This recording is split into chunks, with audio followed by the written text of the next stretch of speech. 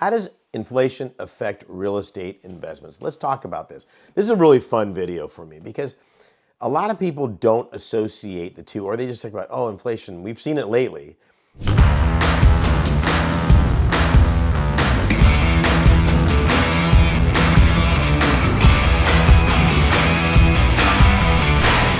I don't think that younger Americans have seen inflation the way it is now.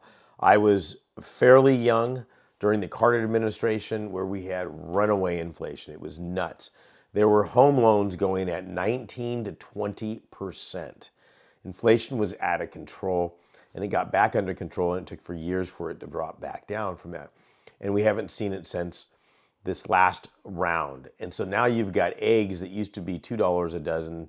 Now they're $6, $7, $8, $9, $10 a dozen. Gas just went up, but all these disposable items and necessary, it's expensive. I mean, it starts hitting me when I'm at the grocery store and I'm like, how much was that? And I didn't even have to push the button, do you want an extra bag for a dime? And I'm thinking, I only got like 4 items and it's $47. I mean, what did I buy? Gold recently. So there you have it, inflation. Does it affect your real estate investing? It doesn't affect it, it is it. Without real estate, inflation will affect you. What I mean by that is if I'm buying real estate, always buying real estate, always buying real estate, and hanging on to that, that's your hedge against the inflation. So as everything starts going up, guess what? Your property's going up too. You get the depreciation from the property. A single family residential property is 27 years, so you get the depreciation. So there's a little bit of savings there from the IRS. You also get the value of the property and the income coming from it. So you got some renters in there. Is it a job? Yeah, you got to get up. You got to change hot water heaters. You got to do all those things that you've got to do and make it happen. And it's just like anything else that you learn, you got to make it happen. So this is why they are learning. This is why they always say that the great inflation hedge is real estate. Now, there's a number of ways to get into real estate. There's commercial real estate. I don't recommend that for those of you that are just getting started, but multifamily, that's a good way to make it happen. I just spoke about on a reel recently with a new FHA program where for first-time home buyers, they'll let you buy a duplex, triplex, or fourplex. You only have to put 3% down. 3% down is nothing. Okay, so you find that piece of whatever, garbage property somewhere. It doesn't have to be a piece, but something that needs some work. You go in there, you get some financing on it.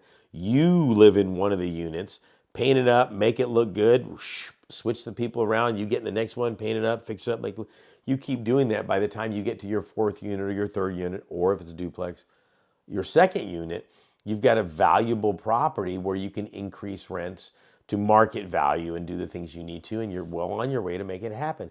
Look if anybody tells you there's a get-rich-quick scheme out there, run. There's no such thing as that. Okay, there is no, I bought Bitcoin at $10 and now it's worth $10 million. Yeah, there's some people that have made some really good money on that, but that's not a strategy. It literally is being in the right place at the right time. If you want to build a strategy, real estate is the way to go because it's one of the best hedges on inflation. And in real estate, there are a number of ways you can do. You can flip houses, you can do all that good stuff. I'm more into the tax liens and tax deeds, so let me explain that. When a property becomes 1 year delinquent on the property taxes, well, do people fail to pay property taxes from time to time? Yeah, it happens all the time. And does the county need that money? Yeah, they need the money. Schools, roads, bridges, fire department, emergency services, while we're sitting up here in the woods and there's flooding going on. All those things are taken care of from property taxes. Unfortunately, some people fail to pay their property taxes from time to time. It happens everywhere.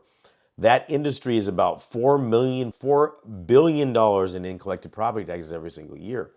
The county needs this money. They can't go print money, okay? They need the money. So what they do, and this mechanism's been around for over 250 years. Thomas Jefferson, our third president, lost Monticello because he failed to pay his property taxes. Literally, it's been around that long. So what they say is, look, they haven't paid their property taxes. We've got bills. We've got schools, roads, bridges, fire department, police department. We need to do this. So the mechanism they put in place is people like you and I has to go up to a sale to the public, can go in there and say, I will pay the back taxes.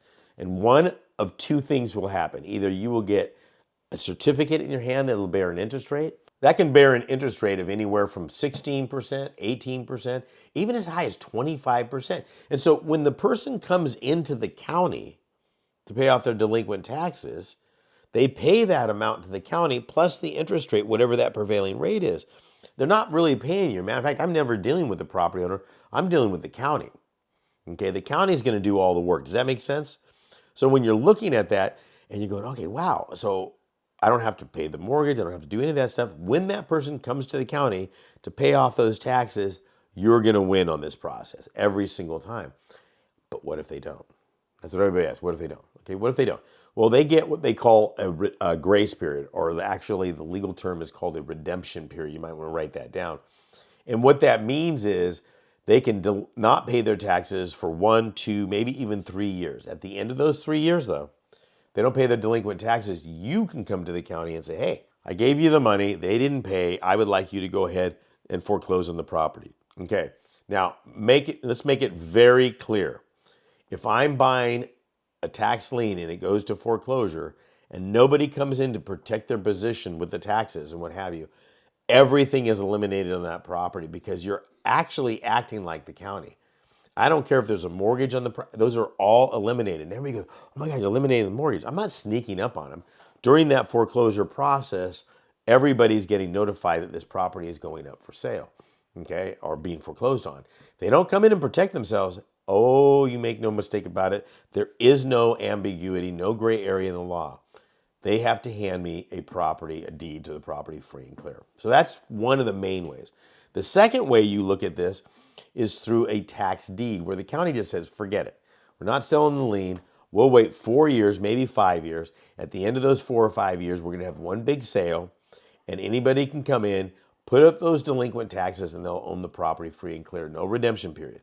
This is the way I've done it a lot of times. So think about this. Think about buying a $250,000 property for 4 to 6% of the value. So I recently got a $166,000 property. That's its ARV. And I ended up paying $37,000 for it. Now it needed about $70,000 worth of work.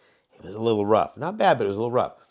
But still, at the end of the day, I've got about 120 into it, and it's going to sell for $166, or I can rent it out for about $2,300 a month.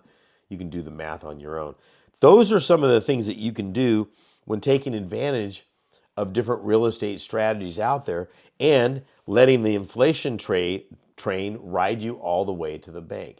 But it's important to understand the relationship because inflation is constantly in the news right now because of what just happened. They printed a bunch of money and gave it to everybody. And you know what they did? They spent it. So the cost of products went up. Inflation. Interest rates went up. Inflation.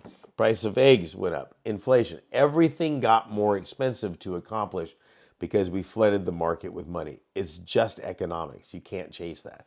So what else goes up? Real estate. So figure out a way to get into real estate. One of the best ways I know is click on the link down below. That's higginsmethod.com.